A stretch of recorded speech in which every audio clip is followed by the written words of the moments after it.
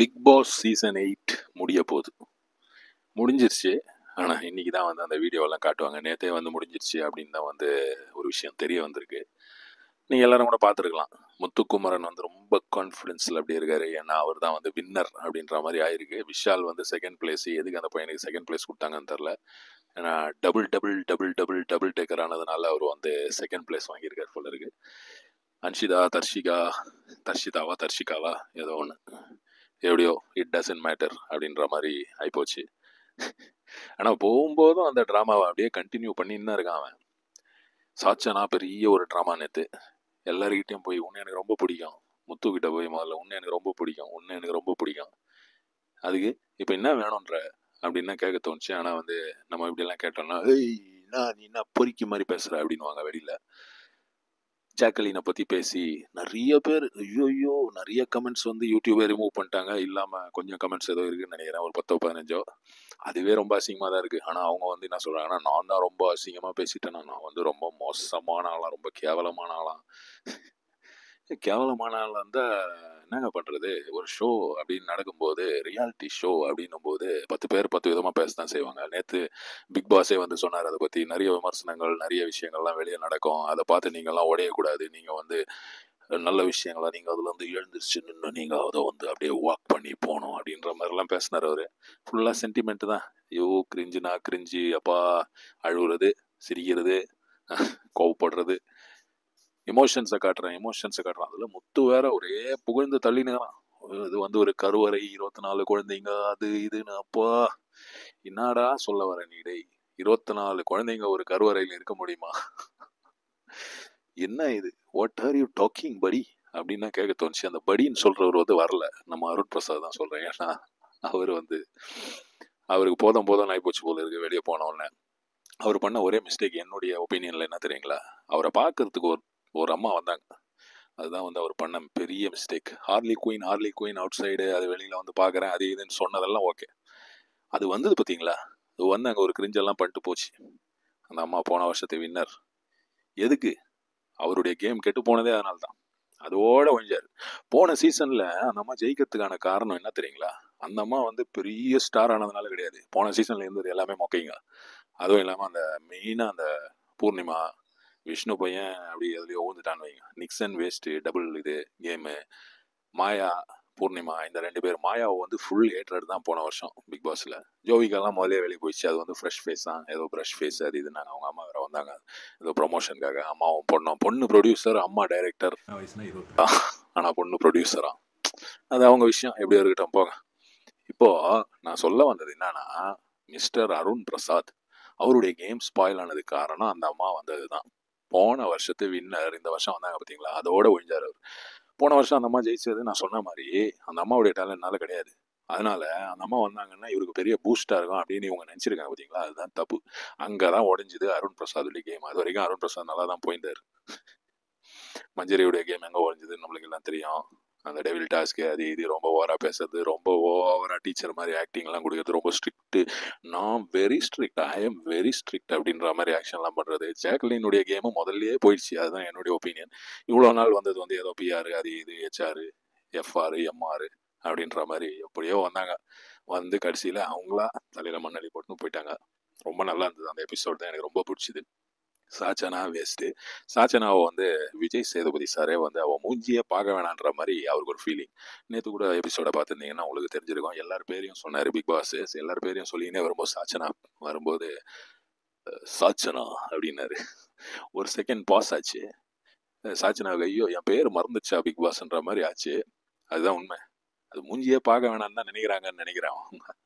மெயினாக விஜய் சேதுபதி எதுக்குடா இவளுக்கு அந்த ரோல் கொடுத்தோன்ற லெவலுக்கு அவருக்கு ஃபீலிங் ஆகிப்போச்சுன்னு நினைக்கிறேன். என்ன ஒரு கன்றாவி ஆட்டிடியூட், என்ன இது? ஐயோப்பா, எப்படியோ முத்துக்குமாரன் ஜெயிச்சிட்டாடா குமரா. ஆனால் என்ன பண்ணி ஜெயிச்சான்னு கேட்டிங்கன்னா, எனக்கு வந்து முத்துக்குமரன் பெரிய ஃபேவரேட்லாம் கிடையாது. அவர் வந்து ரொம்ப பெரிய கேமர் அப்படின்வாங்க. அது என்ன கேமுன்னு தான் எனக்கு புரியல.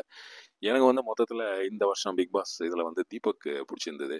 இவர் அருண் பிரசாத் ஓகே, விஷால் ஓகே, அவ்வளோதானே தவிர போன வருஷம் மாதிரி நம்மளுக்கு வந்து விஷ்ணுவை பிடிச்சிருந்தது, இவங்க பேர் என்ன, ரவீனா பிடிச்சிருந்தது, இந்த மாதிரி கேரக்டர்ஸ்லாம் இந்த வருஷம் கிடையாது. இந்த வருஷம் வந்து போன வருஷத்தோட மொக்க அப்படின்ற மாதிரியே சொல்லலாம். ஏன்னா அதனால தான் இந்த 24 பேரையும் உள்ள வச்சிருந்தாங்க. அர்ணவ் வந்து எனக்கு முதல்ல கொஞ்சம் பிடிச்சிருந்தது, ஒரு வாரம் தான். அதுக்கப்புறம் பார்க்கும்போது ரொம்ப ஓவர் ஆக்டிங் பண்றானோ இவன் அப்படின்ற மாதிரி ஆச்சு. அதே மாதிரி 2வது வாரத்திலே அமிச்சிட்டாங்க. ஒரு வேஸ்ட் பீஸ் ரவீந்தர். எதுக்கு தான் கொண்டு வந்தாங்கன்னு தெரியல. அவர் அப்படியே அவர் ஸ்ட்ராட்டஜி, அவர் வந்து கேம், அவர் வந்து பயங்கரமான ஒரு ஸ்ட்ராட்டஜிக்கல் பிளேயர். என்னையா ஸ்ட்ராட்டஜி?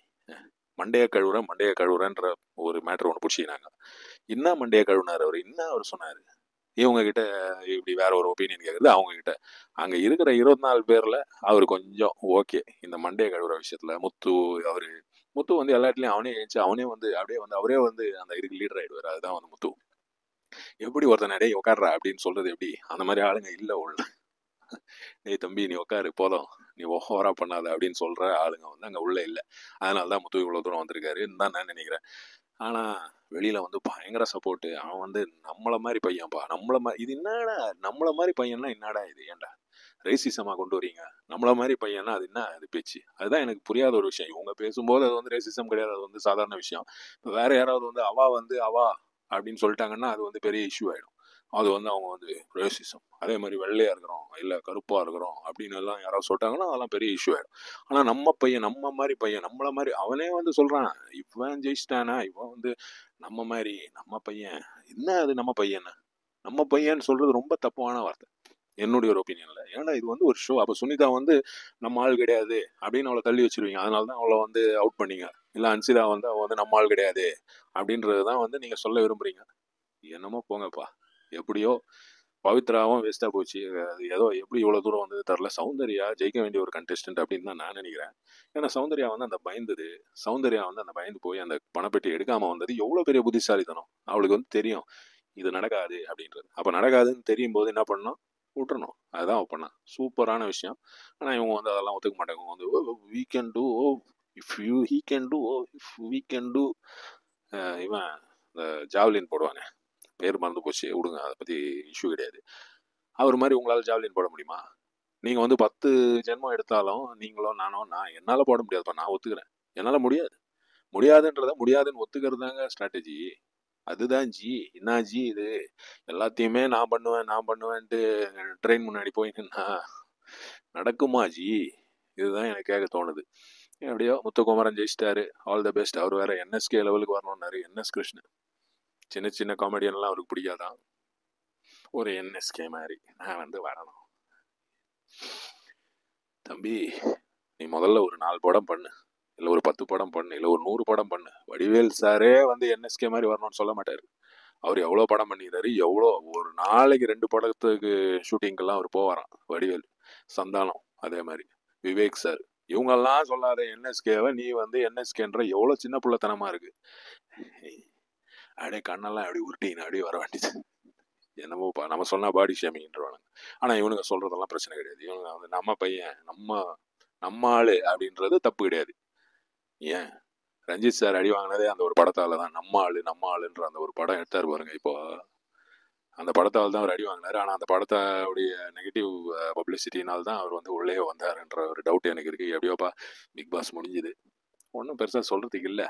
ஒரே கன்றாவி லவ் ஸ்டோரி. அந்த 2 பேர் எதுக்கு தான் வருதுங்கன்னு தெரில. அந்த அன்சிதாவுக்கு மென்டல் ஆகி போச்சு போகுது. ரொம்ப கருணை, ரொம்ப நான் வந்து எல்லோரையும் ஒரு அம்மா மாதிரி பார்த்துப்பேன். நான் யார் தெரியுமா, நான் ரொம்ப நல்லவோ அப்படின்ற ஆளு அங்கே கும்மி அடிச்சுக்கிறாங்க. தர்ஷிகா அங்கேருந்து பார்க்குறாங்க. அவங்க வேற கை வேற தட்டுறாங்க. ஓ வாவ் அப்படின்ற மாதிரி. என்ன இதெல்லாம் கொஞ்சம் கூட அசிங்கம் இல்லையா?